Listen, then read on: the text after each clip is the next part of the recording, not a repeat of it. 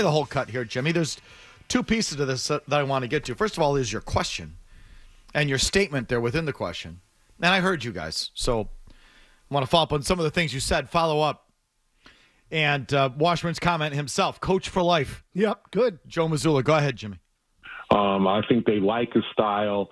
You don't make changes from good young coaches. Joe's a good young coach. He's not even 40 yet. He's going to increasingly get better. And you don't see anything where the players don't want to play for him or there's dissension in the locker room. It's a very good locker room, a very good environment. And that was the entirety of the cut? Yes. Play the very beginning again. So I like Joe Mazzulla. I think he's a top coach in the NBA. Stop. Say what? So I like Joe Mazzulla. I think he's a top coach in the NBA. Seriously, Stu? Yeah, he's a top 10 coach in the NBA. Oh, God. Well, I don't know. Top 10. Okay, so. You think he's a good coach? I do. His job as a coach is to drop open plays for the team. He does that. He's coached them well defensively. His in-game stuff has question marks. He got out-coached in the Knicks series. I still think he's a top NBA coach. Okay, top 10, I'm not going to argue with you who's 8, 9, and 10. I don't know who those guys would be. Maybe he is. But, so, I'm sorry, Stu, you said he gets some open shots? Yes. As head coach, the Celtics have been at the top of the NBA the last 3 years in open shot attempts. Okay, does it matter to you that those open shots are 25 feet from the basket? No, not necessarily, because it doesn't fit my argument. Like, I heard you saying this. They rank near the top. Well, yeah. When you're shooting out by the logo, that's technically an open shot. If a guy's not within 3 feet or 6 feet, they have different levels. Again, I've been down these rabbit holes, so I know exactly what you're talking about. Open, wide open, etc. Yeah, when you're 3 feet beyond the three-point line, it's a quote-unquote open shot. You can shoot from the timeline, too. That's an open shot. Does that mean it's a good shot? It is. No. It means that Mazzulla is drawing up the correct play. So I just fundamentally disagree with you. I think getting guys open three-point looks does not interest me. And the more that I watch playoff basketball this year, and the more that I think about it, the more dug in I am. The three-point thing, the league has it wrong. And the teams that are winning now don't shoot at the three-point line nearly to the level you do for a reason, because they're bad shots, even open ones. Those quote-unquote open three-pointers in these deep playoff games, stupid shots. They really are. Now, listen, if you need it because you're behind, fine. If you're hot and you're feeling it, I'm not saying don't ever take it. But I think on balance, the quote-unquote open three in the playoffs, bad shot. So I don't care if it's open. If it's an open shot 25 feet from the basket, who cares? Or it's a bad shot, you're going to miss. Odds are you're going to miss. It's not a good shot. But my expected rate is higher than what was actually executed. And see, this is it. This is the expected rate. So, right. Because Joe is just a numbers guy.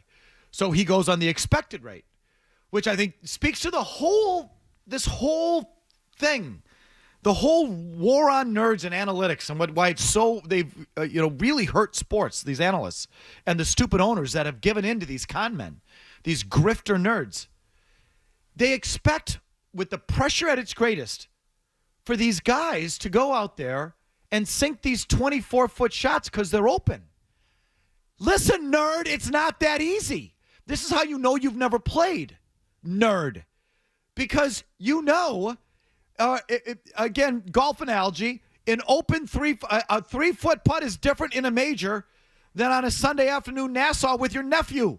It's not the same shot, you nerd. It's not the same putt. It's different. These are human beings. But these analysts are going to go, well, it's an open 24-footer. Our expected rate there is so-and-so. And it's like, no, it's not. Because you never played, you dork. Or it's been so long since you've played, you've forgotten. You expect them to make that shot. In Game 6 of a second-round, third-round NBA playoff series, with everyone breathing down your neck and the crowd and everything on the line, your expected number is not realistic. Well, because pressure's not quantifiable. It's not real to them. Exactly. And nor is the knowledge that even though I'm open now in the playoffs, as soon as I catch it, someone's coming. So now I have to catch and shoot with the knowledge that someone's going to be up my ass in about 5 seconds. I just think it's a situation. I just think it's time, score, of course, level of the game. And yeah, the closeout's coming, but I think if the closeout's coming in October, you're going to make that shot more than if the closeout's coming in May. Right. Yeah. To me, that's what they miss. And I also think everything's a little faster in the playoffs. So, but that's my other point. I know I'm turning this back into an analytics thing, but this is what Joe is. He's a numbers guy. And I think these guys have it wrong. Flat out have it wrong. And the situation thing is a key part of it. I was also listening on the weekend. I don't know, you played it or I'm checking in constantly because I'm like that. I'm chronic. Alex Barth had a cut where he said he's talked to football analytics guys.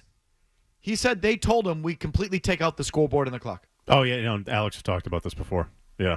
It's crazy. He's talked to guys that work in analytics departments in the NFL, and they say when we do our analysis and our samples, one thing that we do not input into the equation is the score of the game or the time on the clock. Yeah, it's bananas. And so now they collect all this raw data based on these samples of just raw fourth down numbers or 4th and 1 numbers or 4th and goal numbers or whatever they're doing, taking out score and time and handing it to these coaches and saying, this is what you should call in this situation.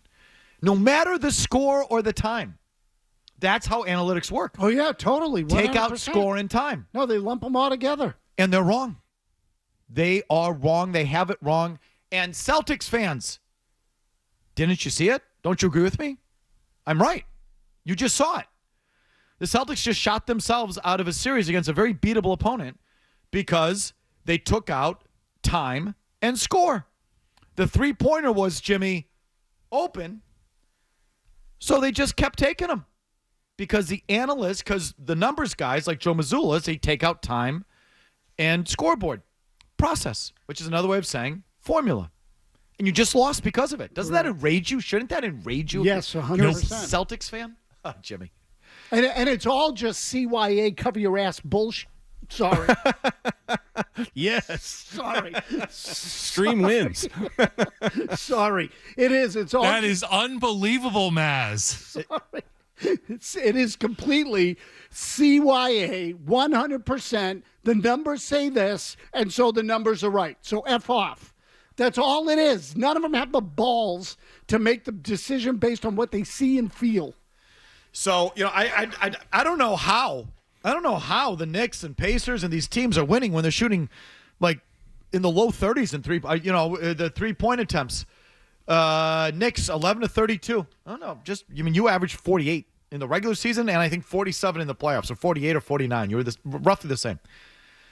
I don't know how the Knicks won that game by shooting 32 the other night, or the Pacers in the first two games average around 30. They probably had more open 2-point shots available to them than open 3-point shots. They got lucky. Well, I don't know how they put up 120 something points. Luck.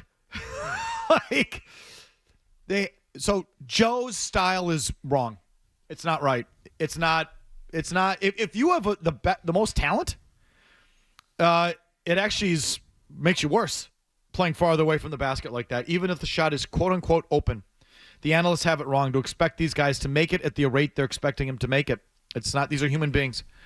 These are pressure-packed games. A lot's on the line. That you try making a 3-foot putt to qualify for a major or win a major. It's not a 3-foot putt on Thursday. Those are different putts. But they don't get it. They don't factor that in. It's a very different putt on Sunday.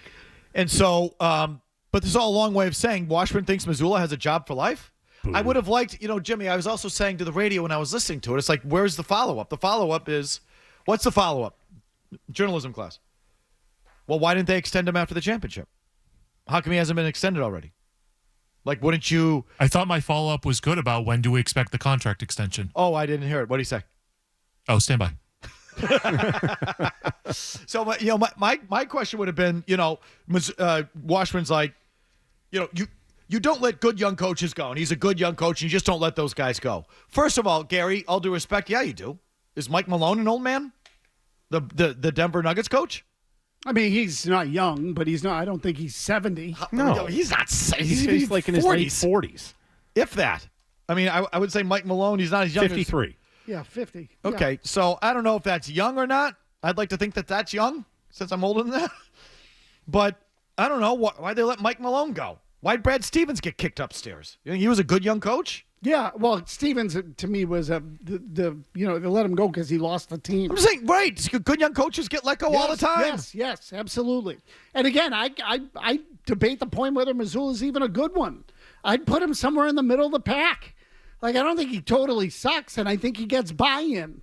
But I don't think he's some sort of genius. So the thing that Washburn said about it, they have a good locker room and they're all together. Like that's true. I think is true. Absolutely, that's true. Yeah, he gets the buy-in. I'll give him that. I don't dispute that whatsoever. They have a good locker room, good group of, I think, focused pros, and Joe has a good environment, and they're all tugging the rope in the same direction. So that's true, Gary and Stu. They're just tugging it in the wrong direction. Don't you see it? All right, what was your follow-up? So when should I expect the contract extension announcement then? I don't know, but I would assume sometime this summer. I think everybody's kind of going back to, just kind of figuring things out. They've got to figure out what to do this summer, but I don't think Mazzulla's contract is something that's like going to be a controversial situation. Like a couple of years ago, it was Jalen's extension where everybody was kind of counting the days and unsure if it was going to go down. I think that's something that is going to happen. You don't let a coach with 1 year left on his deal unless there is some type of ultimatum. But I don't think that they're unhappy with Joe's job. I think things happened. I think you could not expect that Jalen was going to tear his meniscus, that Kristaps Porzingis was going to... Stop it, Gary. Stop it. You're better than this. Stop it. Stop. I don't even want to hear it. I love Washburn. I don't want to hear that from him because I would be disappointed. So just stop. They were losing the series straight up. They were down 3-1 straight up. And if Jaylen Brown's meniscus, Gary, was so bad, how were they up 20 points in the first two games at home? And how were they up 14 at least in games 3, 4, and 5? Why did he have the game he had in Game 5? Just stop it. You're better than that. You know you're better than that. I mean, it's amazing how they'll all use these crutches now. Really. They lost to the freaking Knicks. Straight up. Straight flipping up. And they lost games 1 and 2 at home when they had 20-point leads. What was I just going to say now? The contract extension. I think it's a bigger story than Gary's giving it credit for. I don't think it's a big nothing burger. If it were big nothing, they'd already have it done. He would have gotten extended after the championship. That's generally how it goes. I think. It should be on his rookie contract. But so, and I think it might be more than that. If I were the Celtics, I'd feel justified in lowballing them after coming after that atrocity we just had to watch. We're going to make you one of the highest paid coaches in the game? No, we're not. I could pay someone minimum wage to lose to the Knicks in 6, get my ass kicked. I need to pay you at the top of the market. And then if I'm Mazzulla, if he's as good as you guys say he is, Jimmy, then Mazzulla would say, oh, yeah, F you. I'm not going to take a lowball offer. I'll play it out and hit the market and be, Mr. Big. If you all think he's that good, that's sought after. Mazzulla will have teams interested in him if he hits free agency. Yeah, but that's not to say, and if he does, great. Go ahead. Go nuts. Enjoy the brick party from 25 feet. Seriously. A guy who gets into a huge playoff game and runs the exact same play on back-to-back inbounds with under 20 seconds left. Not his finest moment. Have fun with that, whoever picks him up. If you like that clip, check out more videos from Felger and Mazz here. For more Celtics analysis and opinion, hit this playlist. And for all the latest from the Sports Hub, download the app at 985thesportshub.com.